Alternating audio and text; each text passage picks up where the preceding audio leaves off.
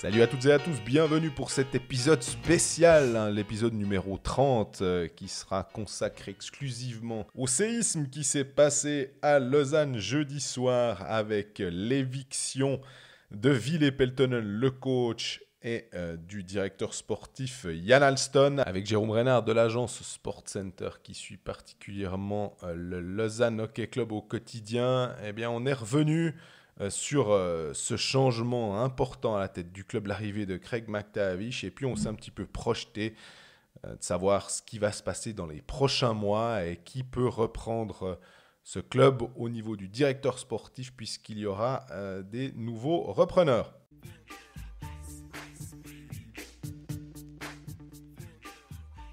Salut Greg. Salut Jean-Fred, on ne devait pas se revoir cette semaine et pourtant... Et pourtant, ouais, vous avez été assez nombreux à nous dire ouais, on veut bien un épisode spécial. C'est spécial LHC, donc. Ouais, c'est Stefano Bottinelli qui avait lancé l'idée. Toi, tu as renchéri en disant il faudrait quand même un certain nombre de retweets. Effectivement, pas 500, mais 50, ça suffisait.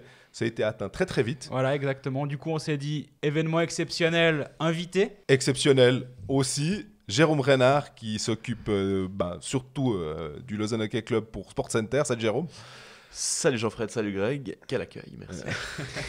Je t'attendais pas, première présence au micro de Colfax en live, on va dire, et non pour des interviews d'avant-saison enregistrées à l'extérieur. Exactement. Bienvenue. Merci. Comment toi t'as vécu ça ?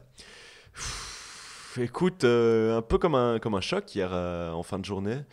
Il m'a fallu un petit moment pour faire le tri dans ma tête de tiens, mais on voyait bien qu'il y a des choses qui n'allaient pas sur la glace, parce que ça avait été mal géré aussi, mais moi j'étais arrivé à un point où je me disais tiens, en play-off, Villet et Yann vont jouer leur peau, quoi. S'ils passent pas l'écart, à mon avis, c'est fini parce que voilà, il y a des nouveaux propriétaires qui vont arriver, qui auront leurs idées et je me suis dit eux ils vont jouer gros et puis finalement ils ont même pas pu aller jusqu'en play-off, quoi. Et c'est plus le timing qui m'a interpellé que la décision. Quand tu dis timing is everything, Greg, là c'est le genre on est tous là mais what the fuck, quoi. Ouais, je suis d'accord avec toi. On a à 2 journées de la fin, enfin le contexte on le connaît tous, on va pas forcément le répéter, mais ils ont 6 points d'avance sur la barre, il reste 6 points en jeu, il y a ce scénario, on l'a détaillé, qui peut mettre Lausanne sous la barre, 9e, ce qui serait un cataclysme pour le club, et tu te dis mais quoi ? Non. On reviendra plus tard sur le rôle des uns et des autres dans cette histoire, mais dans ce que tu as eu comme interview de Sacha Weibel, il y a une phrase où il dit je n'avais pas décidé de tirer la chasse sur cette saison. En gros, il ne te l'a pas dit comme ça, mais il se dit ok, là on va dans le mur. Pour moi, on peut encore aller quelque part avec cette équipe, mais en l'état, on va nulle part. En gros, c'est ça qu'il te dit. Hein. Je ne trahis pas ses propos. Ouais, il dit. Moi, j'ai l'impression que surtout qu'il dit, en gros, il dit entre les lignes que c'était prévu. Mm-hmm. Donc, comme je disais avant, je pense pour l'été. Et puis que lui, il se dit en fait, il faut que je fasse maintenant. Comme ça, en plus, ça peut servir d'électrochoc pour changer quelque chose, pour les playoffs, pour l'équipe sur la glace. Moi, je m'attendais. On en parlait dans l'épisode mercredi, en fait, que les nouveaux proprios qui allaient arriver incessamment sous peu allaient probablement vouloir mettre leurs pattes, on va dire, les dernières finitions dans le club. Elle serait à eux, disons. Moi, on m'avait dit déjà que c'était plus vraiment Jan Alston qui faisait les coups de fil aux joueurs depuis quelques jours. Mais mercredi, je n'étais pas encore sûr pour l'écrire. Honnêtement, j'allais l'écrire, je pense, en début de semaine prochaine. Voilà, on était clairement pris de court sur le coup. Et est-ce que c'est une bonne chose ? C'est ça la question. Moi, honnêtement, je pense que ne rien faire et savoir que tu vas aller dans le mur, en gros, tu vas à 120 dans le mur, on caricature vraiment. Ouais. Hein. Mais au moins, là, tu tentes, tu mets un coup de volant. Est-ce que tu te mets sur le toit derrière ? Peut-être, mais si tu fais rien, tu vas dans le mur. Donc, il y a le mérite d'essayer de redresser la barre, d'éviter le mur. Il faut clairement le leur donner. Je pense que c'est une évidence. Après, la solution, donc, c'est Craig MacTavish. On rappelle, Craig MacTavish, il a entraîné 8 matchs. Il a coaché 8 matchs sur les 10 dernières années. Coupe Spengler mise à part. On en revient à la loi du marché, disons, comme pour les étrangers. Quand tu dois engager un étranger début février, c'est difficile. Quand tu dois engager un coach maintenant, les bons coachs, ils sont sous contrat. Et les coachs qui ne sont pas sous contrat, tu dis pourquoi ils ne sont pas sous contrat maintenant. Donc, forcément, il y a des risques.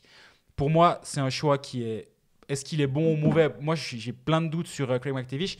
Maintenant, la question est, est-ce qu'il y avait mieux à faire ? Franchement, je ne sais pas. Je n'ai pas l'impression qu'il y avait mieux. Là, il y a un glissement d'un style très finlandais à un style très nord-américain qui peut peut-être beaucoup mieux coller avec le roster du Lausanne HC. Ça, je pense que tu pourras enchaîner là-dessus, Jérôme.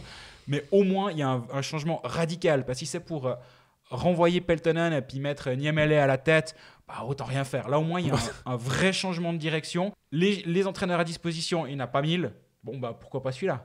Moi, ce que je me dis surtout là, c'est tu remets en question, enfin non, tu t'interroges sur sa capacité à coacher. Je m'interroge, c'est vrai, je ne suis pas définitif, je m'interroge. Est-ce que finalement, tu vois, on est dans l'urgence, on est à 2 semaines des playoffs, tu as peut-être plus Une besoin. semaine, Une semaine maintenant, samedi, t'as raison. Enfin, le coronavirus peut encore nous réserver des surprises. Mais... Est-ce que dans ce genre de cas, dans l'urgence comme ça, t'as pas justement plus besoin de lui, est-ce qu'il va pas plutôt apporter du coup son immense expérience et son attitude bouillante, et motivateur. Il a des surnoms, j'ai vu, Killer. Voilà. Mac. C'est de ça qu'il a besoin Lausanne. Ça fait combien de temps qu'on dit qu'ils ont besoin de tueurs?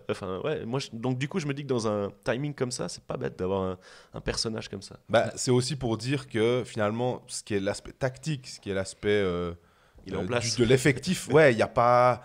De toute façon, déjà, tu peux rien changer maintenant, tu peux pas aller chercher des nouveaux joueurs et tout. Donc, tu estimes que ton contingent il est satisfaisant, donc tu valides en quelque sorte le travail de Ian Alston aussi en disant mais c'était pas le bon match finalement. Mais après, nous, c'est facile, on vient après. On dit maintenant, finalement, ça jouait pas. Est-ce qu'on pouvait dire ça peut-être l'année passée où les joueurs étaient assez similaires? Finalement, ils ont quand même fait la demi-finale. Mais là, maintenant, tu fais l'électrochoc, puis maintenant, en gros, c'est aux joueurs de se débrouiller. C'est aussi ça, t'as raison. Ils ont clairement leur part de responsabilité dans cette situation aussi, à part ça. Bien sûr, maintenant, c'est vrai que quand on discute avec les joueurs, on est les trois à discuter assez souvent avec eux, et on sent quand même le système très... Il y a un immense effort qui est fait sur la tactique. Ça va. C'est très exigeant, ça va. Mentalement, physiquement. La canne, tu dois pas la placer à X degrés, mais à Y degrés quand les joueurs te disent ça. Ça, c'est des conseils. Mais oui. Ouais. Mais pour dire ça va, c'est des freaks de la tactique. C'est les détails des détails. Bien sûr. Puis à un moment, c'est un peu le truc, on se dit, est-ce qu'il faut pas les laisser jouer, ces types, quoi. Tu te dis, Vermin, t'as franchement besoin de lui dire ce qu'il doit faire et tout. Non, leur pli défensif, il sait. Berti, leur pli défensif, il sait. Puis un peu dans la zone offensive, jouez, les gars, quoi. Là, on a plutôt l'impression que c'est ça, que c'était un Lausanne Hockey Club bridé. Est-ce que c'est vraiment le cas? Ça, je sais pas, mais on a l'impression qu'ils étaient bridés. Là où je vous rejoins, c'est qu'on parlait de l'association Tommy Albelin, Patrick Fischer, très récemment, pour mettre en rapport avec l'association Dubé Simpson à Fribourg, où tu as un peu l'émotif qui vient taper les mains. On caricature à fond, mais tu as l'aspect très tactique qui est incarné par une personne et l'aspect plus émotionnel qui est incarné par l'autre. Que vaut John Foust dans cet organigramme-là? Et ça, c'est la question. Si derrière John Foust arrive à amener cette connaissance tactique, parce que McTavish, les limitations, on en a parlé. Exactement. Les limitations, on en a parlé. Est-ce qu'il en a? Il n'en a pas. J'en sais rien. On va être clair. Par contre, en un jour, il ne peut pas rattraper tout ce qu'il a de retard sur cette équipe, même si je pense que ça s'était fait il y a quelques jours et il a déjà bossé, à mon avis, 26 heures par jour depuis pour connaître son équipe. Mais ça va demander à John Foust un boulot tactique énorme et au staff en place. Christophe Baluet sera encore là. Oui. Niemela sera encore là. Invité à rester. Il faudra voir au warm-up tout à l'heure. Ou au match ce soir plutôt. Exactement. Mais du coup, est-ce que McTavish, il vient, il amène son aura, il amène sa grinta, comme tu disais avant? Possible. Maintenant, on va voir les autres personnes en place. Est-ce que John Foust a les épaules? Qu'est-ce que t'en penses? Les épaules, disons qu'il a déjà endossé ce rôle-là, quoi. Oui. De pompier, ouais. Non, mais même, tu vois, on sait qu'il est capable d'être coach principal en Suisse, on l'a vu. On sait qu'il est capable d'être un très bon adjoint, on l'a vu avec Heinz Ehlers. Ça remonte déjà un petit moment quand même, mine de rien. Ouais, il a été adjoint au championnat du monde avec le Danemark aussi, non? Oui. Ehlers, tu dis ou bien? Non, Foust, okay. de Ehlers, ouais. Moi, je me fais pas trop de soucis pour Foust, non. Moi, Craig McTavish, ce qui me fait dire que c'est une solution intéressante pour ce roster-là, c'est que on a pas mal de Nord-Américains, on en a aussi parlé, mais on a l'impression que c'est vrai, il y a Joris, il y a Moy, il y a Almond, il y a Jeffrey, il y avait Emerton qui est blessé. On a des joueurs soit canadiens, soit américains, et puis on a un entraîneur finlandais. Alors bon, voilà, c'est comme ça a plutôt marché, mais on est un peu en retrait sur certains joueurs, justement, et peut-être que le Canadien, on avait vu Jeffrey à la Coupe Spengler, Joris aussi était pas mal. Est-ce que là, d'avoir un gars qui est plus dans leur philosophie, Foust aussi, qui est un Nord-Américain, un Montréalais, va pouvoir leur redonner un peu du goût, quoi. Tout simplement, ce côté, je sais pas si c'est du dump and chase basique, et puis, ma foi, faites ce que vous voulez dans la zone offensive, mais on a l'impression qu'il faut remettre un peu on va dire les émotions. On en revient vite aux émotions. Hein. C'est terrible, hein. Mais non, parce qu'on aimerait bien utiliser un autre terme, mais on a l'impression qu'on ne sait pas trop que... On va mettre en opposition le côté finlandais tactique avec un côté canadien qui sera peut-être pas tactique, alors que si ça se trouve, Craig McTavish, c'est un entraîneur qui va être ultra défensif, qui va faire attention, qui aime la trappe, et puis tu te retrouves avec la même chose. Maintenant, ce qu'il faut quand même pas oublier, c'est que sous Ville Peltonen, il a été présent une saison. Lausanne fait le meilleur résultat de son histoire. Qualification pour la Coupe d'Europe. Il a atteint l'objectif qui lui a été fixé en début de saison, à savoir sortir de la phase de poule de la Champions League. Son objectif, c'était faire top 6. Il était toujours dans les clous pour y arriver. On en parlait mercredi. Donc tout n'est pas acheté dans le passage de Ville Peltonen. Je pense que ce qui est acheté, c'est la façon d'avoir des résultats, de jouer à domicile, de mécontenter son public. Et c'est à ça aussi où, à mon avis, les dirigeants ont été attentifs en disant « mais à long terme, on va nulle part ». Est-ce qu'on est dans du Mark French un peu ? Finalement, dans une situation un peu similaire ? Non, absolument pas. Parce que, à mon avis, Mark French, il est viré après 6 matchs. Là, il est viré après 48. Donc, mais il avait aussi été prolongé. Alors, il y a Jalonen aussi dans ce cas-là. Ouais. Qui partage le même agent que Peltonen au passage. Donc cet agent-là a réussi à donner 1 an de congé payé à Jalonen et 2 ans de congé payé à Peltonen. Si un jour, moi, je cherche un agent, je sais où je vais chercher. Hein. Donc voilà, c'est là où je veux en venir. Faut pas tout jeter de la présence de Peltonen non plus, parce qu'il a fait des bonnes choses. Il a mis en place... Rappelons-nous d'où vient cette équipe. C'est la suite de Ratouchny. Après, il y a eu le passage Foust-Sarro dont on vient de parler. Avec Ratouchny, tu voyais que c'était un peu compliqué à la fin. Il a mis des bases en place.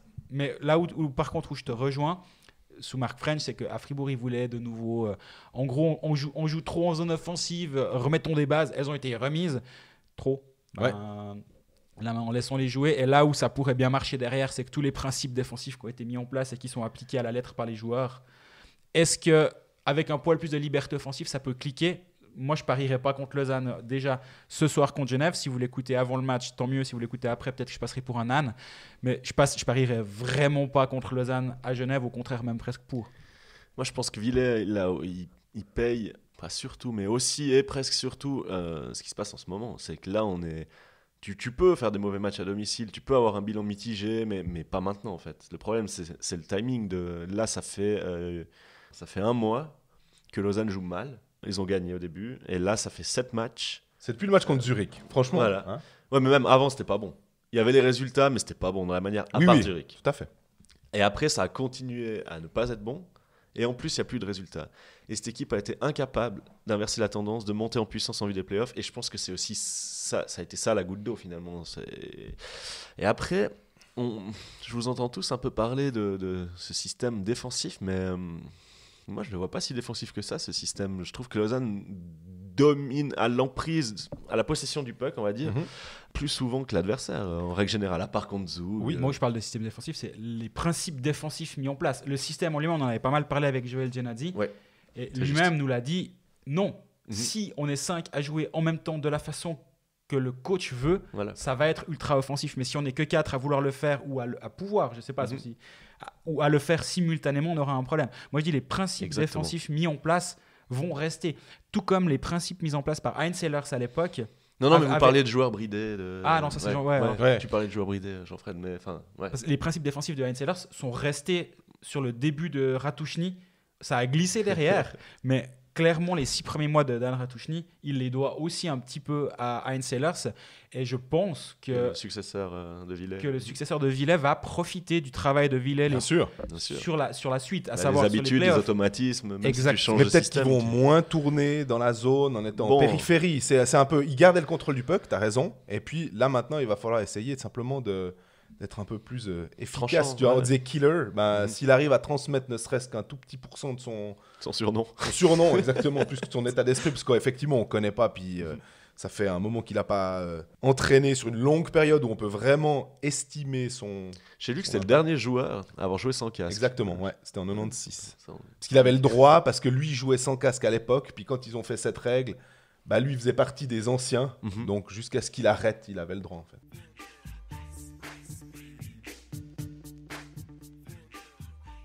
Et puis là, on a parlé pas mal de Ville Peltonen. Bah, évidemment que sur le banc des accusés, ou en tout cas...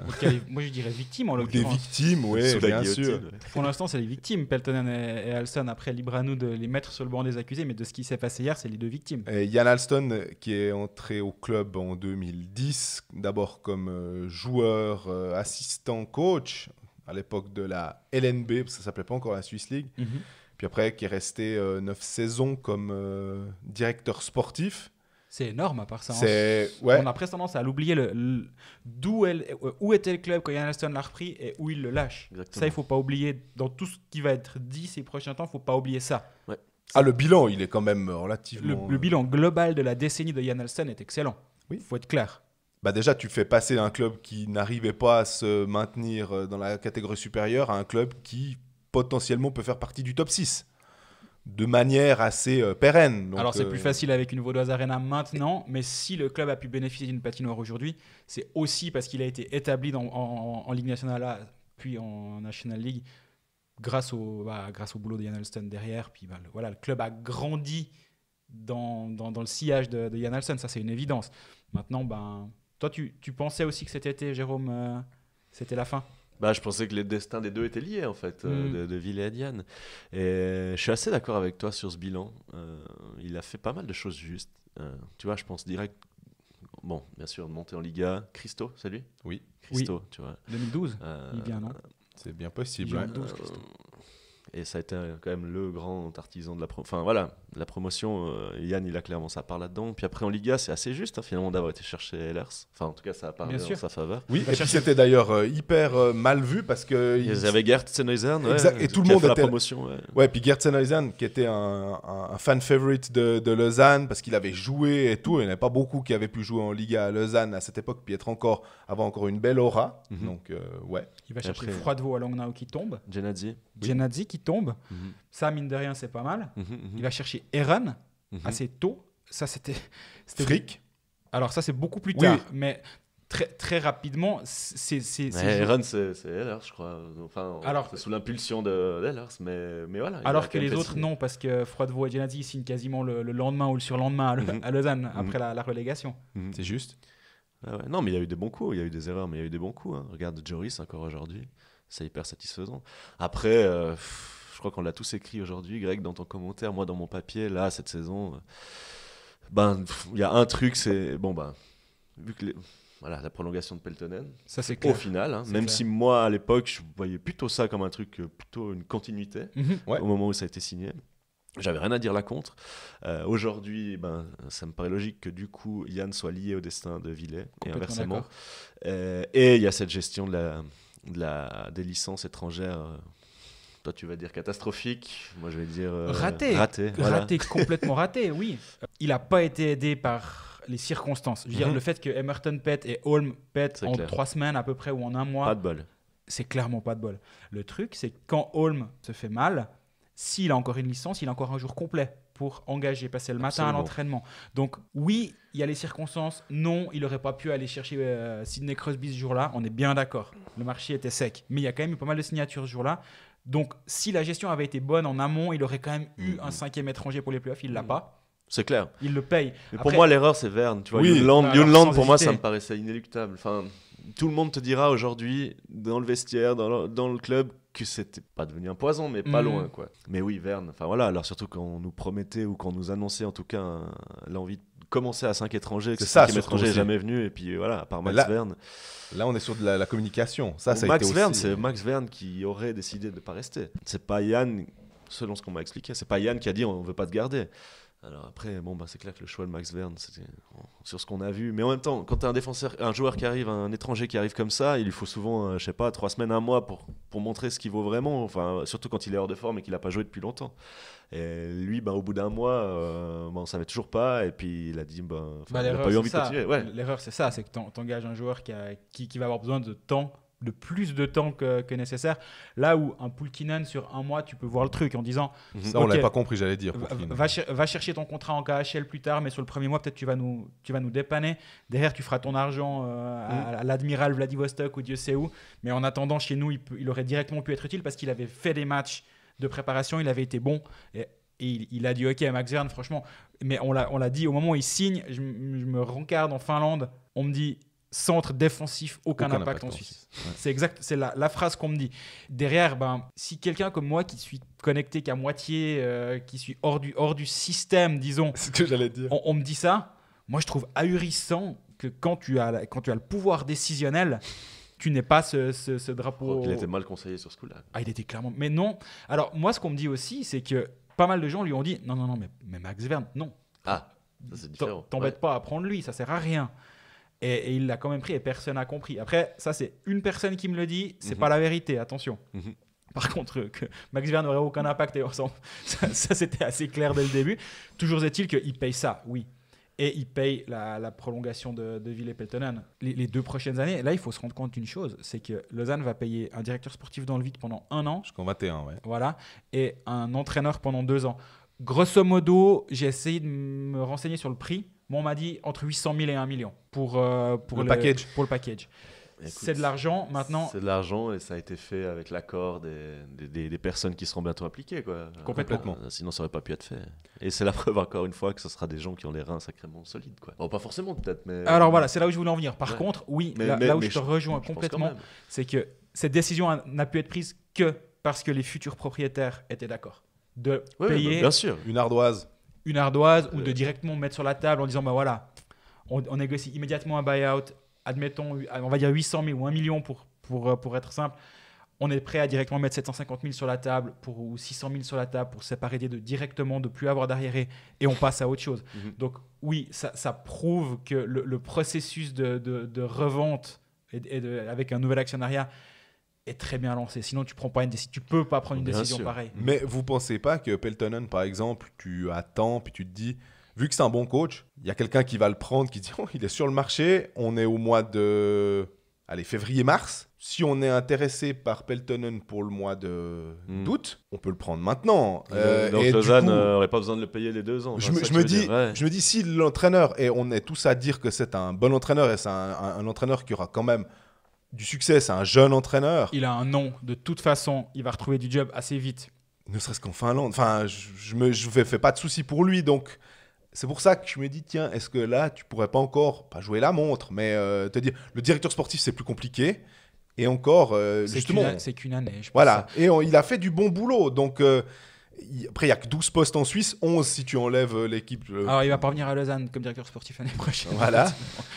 Mais ça peut aussi être un poste. Il peut avoir un profil qui est intéressant parce qu'il connaît.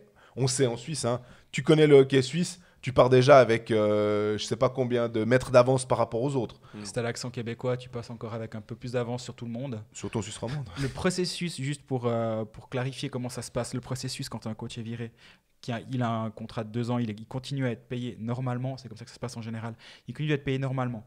Et au bout d'un moment, quand le coach sent qu'il a des touches à gauche, à droite, et qu'il faut qu'il soit libéré de son contrat, c'est en général le coach qui revient vers le club et qui dit « négocions un buyout ». Mais tant que le coach sait qu'il va rien toucher, il a aucune raison de bouger et il continue d'être payé. Donc, le buyout va se négocier au moment où Peltonen sentira que c'est le bon moment pour se remettre sur le marché. Et effectivement, là, si il est déjà sur le marché maintenant, est-ce que dès cet été, il va vouloir à nouveau se retrouver un banc? C'est pas impossible. Lausanne n'aura pas à payer Peltonen 2 ans dans le vide. Je pense que c'est une évidence. Et en prenant cette décision, ils le savent. Ils savent qu'il y aura un buyout tôt ou tard et que ça va pas leur coûter tout ce que j'ai dit avant. À part ça, je me fais juste dans ma tête, je me dis Kapanen out, Jalonen out, Peltonen out, pour remplacer par Pelletier, Kosman et McTavish, où tu te dis effectivement, la mode finlandaise, là, tout d'un coup, on a l'impression qu'on dit ça en rigolant, parce qu'on se dit, ouais, c'est vraiment grossir le trait et tout. Ouais, bah au final, Et j'en connais un ou deux qui ont dû rigoler hier soir, effectivement. finalement, t'as Tormenen, il doit avoir chaud aux fesses, il doit se dire, attends, alors mon passeport finlandais, finalement, je le change. J'ai un arrière-grand-père canadien, si jamais. Il dit, non, mais il a de la chance, finalement, lui, parce qu'il a le jeu qui est un peu atypique, mais c'est drôle de se dire que, finalement, cette mode, tout d'un coup, elle est cassée, elle est balayée en... Je sais pas, en quoi. En 6 mois. Ouais, même moins. En moins de 6 mois, ouais, effectivement. C'est fou. C'est étonnant de voir ça. Mais c'est toujours la même chose. C'est que c'est comme un jeu d'échecs. Si tu fais un pas dans une direction, toi, tu vas essayer de le contrer à chaque fois. Et plein de clubs ont fait un pas dans une direction, à savoir un jeu plus finlandais, plus nordique, c'est caricatural. Ouais. Mais là, le counter-move, c'est quoi? C'est de revenir peut-être un jeu plus... Mais on en a parlé une fois, c'est la gauche et la droite en politique. Tu pars d'un côté, tu reviens de l'autre, etc. Et là, ça rebalance côté Amérique du Nord, on va dire. Et dans pas longtemps, ça va revenir dans l'autre sens. Je suis convaincu que ce jeu gauche-droite ou Europe-Amérique du Nord va continuer ces prochaines années. Mais j'ai l'impression que c'est surtout, en fait, les pompiers, en général, ceux qui sont appelés quand il y a un truc, souvent les Canadiens, en fait. On a l'impression que c'est un peu... on se dit, ouais, bon, c'est... Mais parce qu'il y a peut-être aussi plus facilement ce côté... j'aime pas ce mot, émotion, mais ce côté...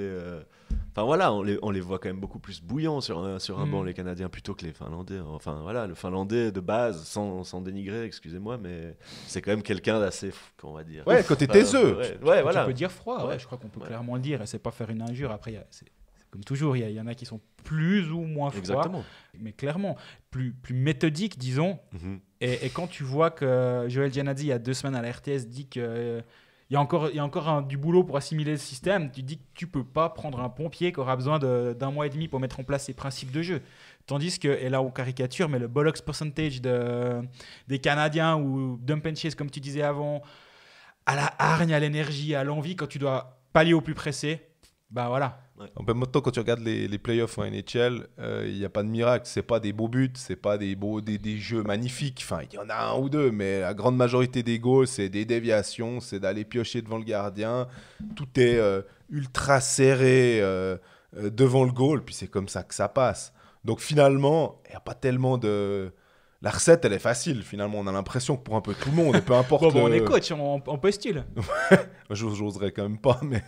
Non, je rigole. Non, mais surtout, en plus, tu as l'impression que, on disait avant, avec l'effectif, il y a des armes, quoi. Tu peux pas dire, bon, les gars, vous êtes gentils, mais vous m'avez donné... Comme jeu de cartes, j'ai pas beaucoup d'atouts. Là, honnêtement... Et puis alors, par contre, en plus, les joueurs pourront pas se cacher. Parce que tu peux pas dire, oui, mais là, on est... X ou Y, on est un peu comme si, c'est pas notre jeu. Là, Allemande, on aimerait bien qu'il se réveille quand on est lausannois. Moy, on aimerait bien que aussi ça puisse un peu plus jouer parce qu'il avait montré de bonnes choses. Il avait montré que c'était un buteur. C'est un tireur droitier, donc il a des armes intéressantes. Jeffrey, on a dit qu'il jouait pas mal, mais des fois, là, ces temps, c'était un peu compliqué. Normalement, ces joueurs-là, ils sont attendus au tournant.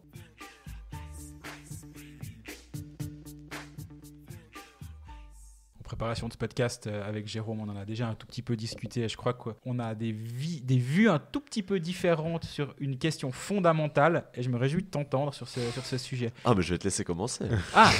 La question, c'est qui a pris cette décision? Est-ce que c'est Sasha Weibel? Est-ce que c'est Sasha Weibel? Est-ce que c'est Petr Svoboda?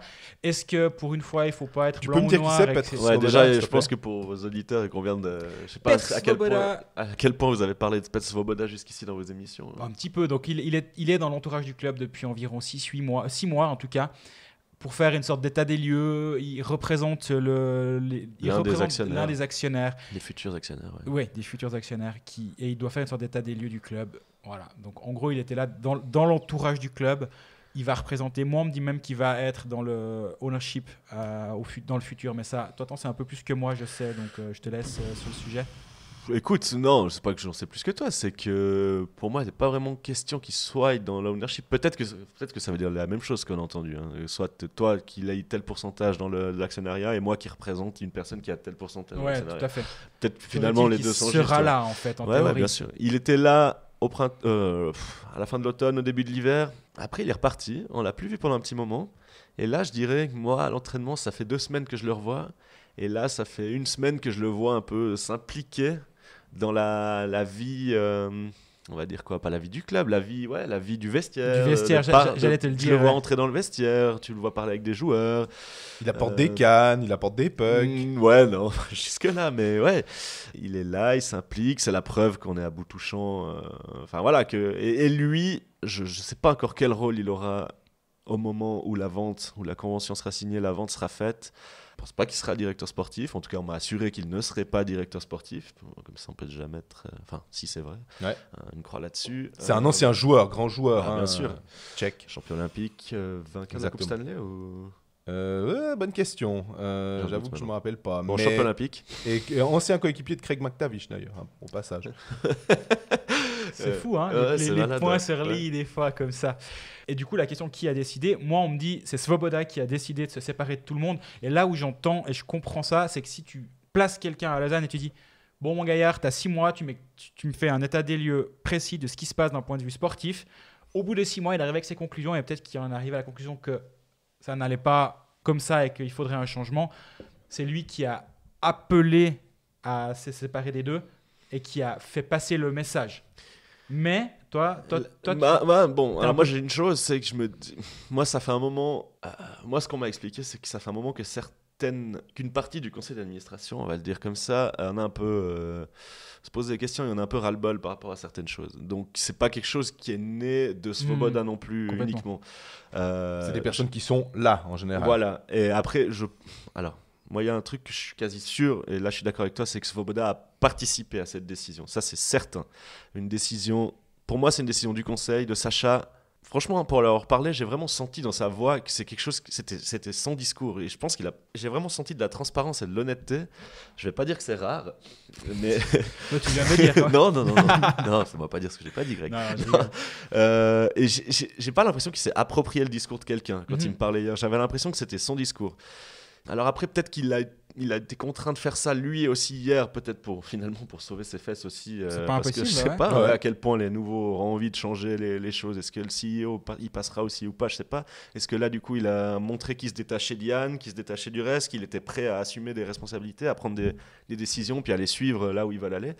Écoute, moi je pense que moi j'ai entendu que c'était un choix commun, mais évidemment, ça c'est sûr que Svoboda a participé à tout ça. Ouais, je te rejoins complètement. Je pense que les 3 prochains mois ils vont être très intéressants. Et à mon avis, ce qui s'est passé ce jeudi soir, dans 3 mois, on le comprendra peut-être encore mieux, dans le sens où, à la lecture des prochains moves, de qui va venir, dans quel organigramme qui va rester, qui va partir, ça va être un peu plus. Exactement, t'as des si termes c'est vrai que transparents. si Sacha Weibel se fait licencier pendant l'été, on se dira ah ouais, c'était effectivement peut-être pas sa décision. Par contre, oui, vas-y. Moi, j'ai une petite question. C'est un peu la question, on va dire c'est une sorte de récurrence. Chris McSorley, tu te marres, mais parce que je me dis, le gars, il est à Genève, il s'embête, franchement. On le met un peu sur une voie de garage, il sait construire un effectif. Est-ce que ce serait complètement ridicule d'imaginer Chris McSorley du côté de Lausanne dans un avenir proche ou bien? Je pense que la question a déjà été posée environ 3000 fois. Pour l'instant, ça a été 3000 fois non. Là, tu le poses la 3001e fois. Peut-être qu'un jour, ça va être vrai. Ouais, mais à part Puis ça, chaque année qui passe en plus, il y a une raison de plus pour qu'ils viennent, j'ai l'impression. Tu vois ce que je veux dire? Toi, tu y crois? Comme on disait, hein, tu veux trouver quoi comme directeur sportif qui connaît bien les joueurs suisses, le championnat de Suisse, et puis quand on sait que c'est pas la joie à Genève, pourquoi pas, hein. Et puis Il je serait pense qu'on peut content de racheter s'en son débarrasser. contrat aussi. Enfin ouais, non, bah ouais. À Je pense Lausanne. que les deux parties seraient contentes. Maintenant, Mais j'en sais rien, j'ai aucune info là-dessus, vraiment. Toi, tu y crois, toi, Greg? Je me demande. Est-ce qu'il est pas trop attaché à son Genève? Je sais pas. Alors, C'est une question que je je me pense à pose. titre émotionnel et personnel, probablement. Mhm. Par contre, à titre professionnel, de moins en moins. À mon avis, il est de moins en moins lié. Quand on parle le terme attaché, j'entends lié. Ouais. Et il est de moins en moins lié à Genève, où il pourrait l'être de moins en moins assez vite. Donc, sur le marché, il pourrait y être. Est-ce qu'il aurait envie? Je peux imaginer que Petr Svoboda, il le connaît de longue date. Est-ce que c'est un hasard? Je ne sais pas. Par contre, ils se connaissent. Pourquoi pas? Franchement, pourquoi pas? Au bout d'un moment, on voit ce qu'il fait cette saison. Il n'est pas seul, bien sûr, mais Genève va bien. Le tournant pris par Genève avec un mouvement junior qui fonctionne, avec des jeunes joueurs qui sont intégrés à la première équipe. Je suis sûr que Lausanne aimerait à terme avoir cette direction-là. Bah, Et c'est ce qui est voulu d'ailleurs. Exactement. C'est ce qu'ils essayent de préparer. ce que tu écris dans la bouche de Sacha Weibel, c'est une nouvelle philosophie. Mhm. Il y a un truc que j'ai pas écrit, il m'a parlé des juniors aussi, hein, hier soir au téléphone. Bah voilà, Tu vois. tu vois. Et quand tu vois l'exemple, on dit Genève, mais l'exemple de Zougois, où tu as une quatrième ligne de jeunes joueurs, des Langenegger et un Stadler qui commencent à monter dans la première équipe, tous ces joueurs-là, Sven Leuenberger, qui permettent d'avoir plus d'argent sur tes premières lignes. Est-ce que Lausanne ne se dit pas, ouais, mais en fait, on en a marre de payer notre quatrième ligne, allez, on va dire 800 000 pour pas exagérer. Tu comptes les défenseurs ou pas? Non, les attaquants. Je t'embête. Surtout que dans le podcast qui va sortir lundi, on parle avec Gaëtan Voisard des salaires des joueurs, où il se fusque un petit peu, vous verrez, petit teasing. Non, je pense qu'avec 800 000, on est juste. peut-être qu'ils se disent si on paye 3 jeunes 70 000 au lieu de. On économise pas mal d'argent qu'on pourrait mettre un peu plus sur nos étrangers, sur notre première ligne. Donc cette philosophie-là, elle pourrait être Et puis il envisagée. n'y a pas que l'argent, c'est aussi une question de. Tu donnes confiance à ton mouvement junior, tu te dis à des jeunes qui peuvent intégrer la première équipe s'ils sont bons. Tu fais un partenariat avec un club de Swiss League et tu as une véritable pyramide et c'est motivant pour les jeunes. Là, honnêtement, quand tu regardes l'équipe qu'il y avait en 2014-2015, on se rappelle, il y avait des Guillaume Maillard, il y a encore un Jordan Bougro qui a dû partir, qui est parti à Zoug, qui joue avec Zoug Academy. Fin de contrat, Jordan Bougro. Ben oui, et c'est des joueurs qui pourraient être intéressants pour Lausanne parce que ils connaissent le club, ils commenceront peut-être en 4e ligne ou en 3e ligne, on ne sait pas. Mais au moins, tu essayes de donner une impulsion, quoi.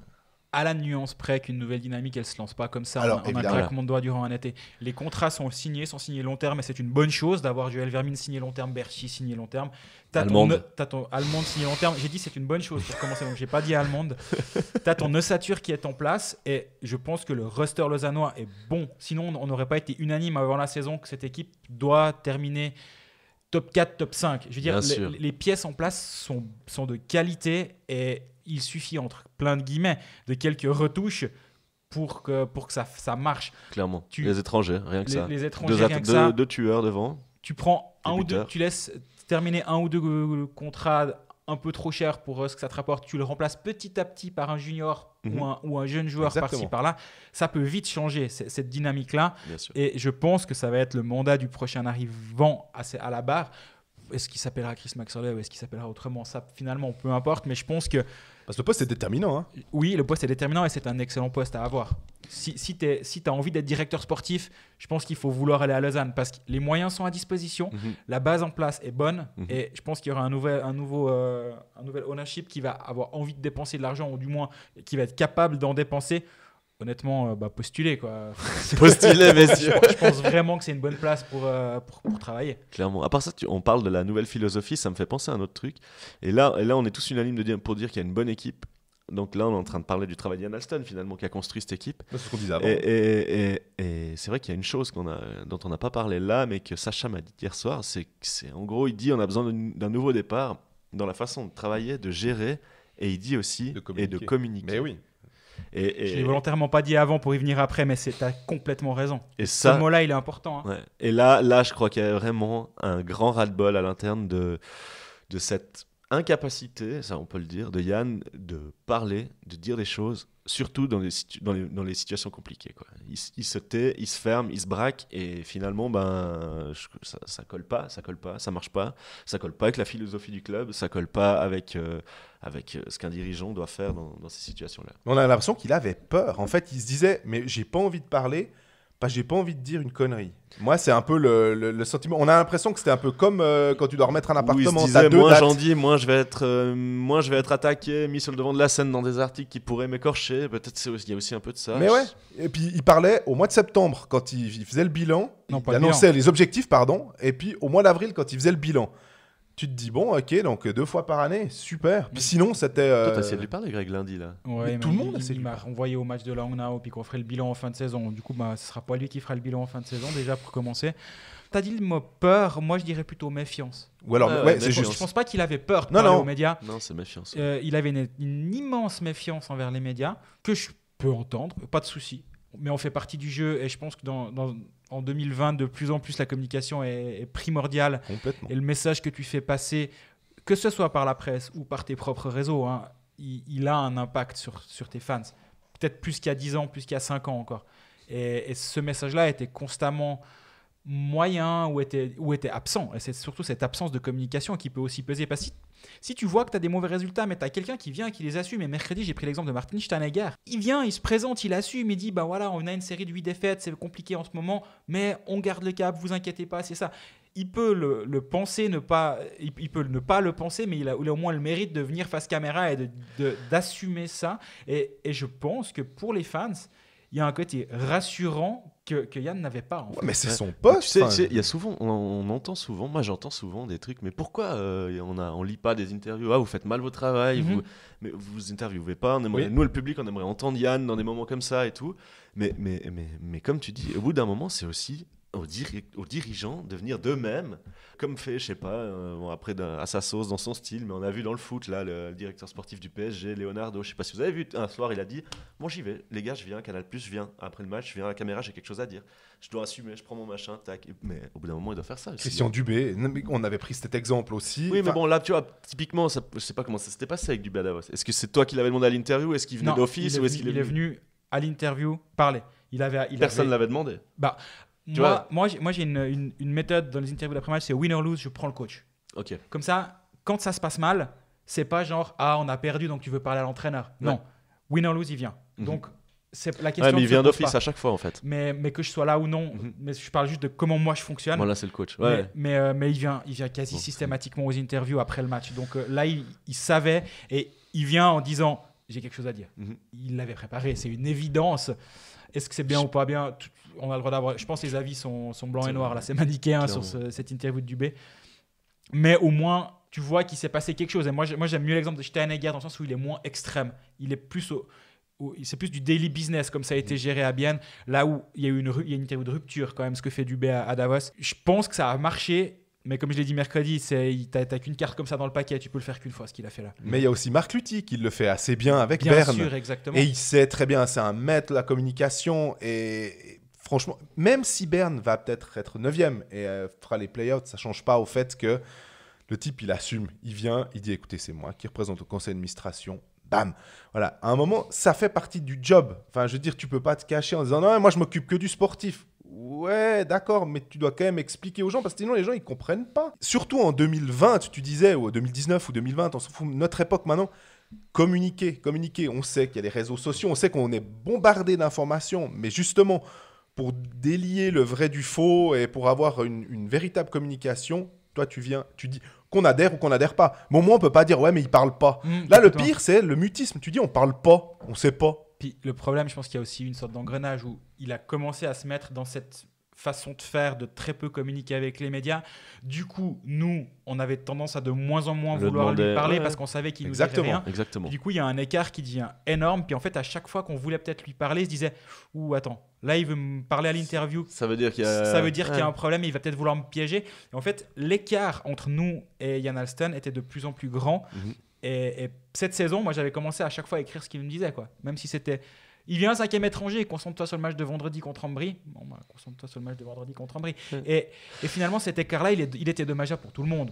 Pour nous aussi, finalement, parce que c'est quand même plus agréable de faire notre boulot avec un Reto Feiner, pour prendre l'exemple le plus extrême qu'on a dans la ligue, où il te dit tout. En gros, il te dira même à quel orteil le joueur est blessé, s'il est blessé à un orteil, quoi.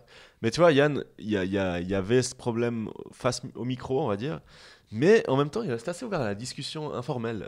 Si tu allais lui parler, que tu n'étais pas en mode interview, que mais tu l'écris pas. T'es à Rapperswil. Tu l'écris pas. T'es à Rapperswil, c'était quoi, un samedi soir, ouais. Un samedi soir en salle de presse, 1 heure avant le match, il arrive et là il discute, qu'est-ce que tu penses? Et là il donne son avis, tu vois. Mais dès que tu dis, on peut utiliser, non. Petite info au passage, tous les matchs sont à huis clos. En National League jusqu'à nouvel avis, et je crois que c'est jusqu'au 7 mars. Donc les playoffs commenceront à huis clos. Donc si vous nous écoutez et vous êtes sur le chemin de la patinoire, rebroussez chemin. Que vous avez un abonnement à MySports. Voilà, c'est une petite aparté. On peut y aller ou pas? Je ne sais pas encore si nous on peut y aller. J'ai déjà envoyé un message pendant ce podcast au chef de presse d'un club qui m'a rappelé pendant ce temps et j'ai pas pu répondre parce qu'on était au micro.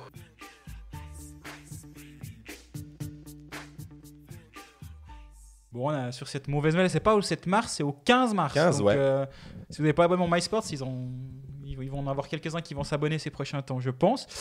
Toujours est-il que cet épisode d'urgence vient de se terminer. Pas d'urgence, on se comprend. Virus, hein. C'était pas prévu, mais tant mieux. Nous, on sera de retour lundi. Exact. 2 par semaine, on prend le rythme des playoffs. Nous, on se met en mode playoff, du coup. Avec l'interview de Gaëtan Voisard, qu'on a eu la chance de rencontrer mardi. Ouais, c'était passionnant. Alors ouais, moi j'ai eu vraiment beaucoup de plaisir. Il nous a levé le voile sur pas mal de choses du milieu, des coulisses. Donc en tout cas, j'espère que vous aurez autant de plaisir à l'écouter que nous à le faire. D'ici là, profitez des matchs du week-end devant la télé, mais profitez quand même. Et puis on se réjouit de voir qui va être en vert au télétexte. Est-ce que Lausanne va se relever ou pour se relever? Non, on va se qualifier. Moi, je pense. Ouais, puis merci Jérôme aussi. Hein. Moi, je suis convaincu que oui. De rien. Merci à vous. Je suis convaincu que oui. Et accessoirement, peut-être ça va être plus chiant de les jouer en playoff que ce qu'on imaginait il y a ne serait-ce que 24 heures. Donc ça va être intéressant tu à sais, suivre. Hein. avec 9600 personnes qui poussent. Ah non. Allez, à bientôt. Merci Jérôme, à bientôt. Ciao, ciao, merci à vous.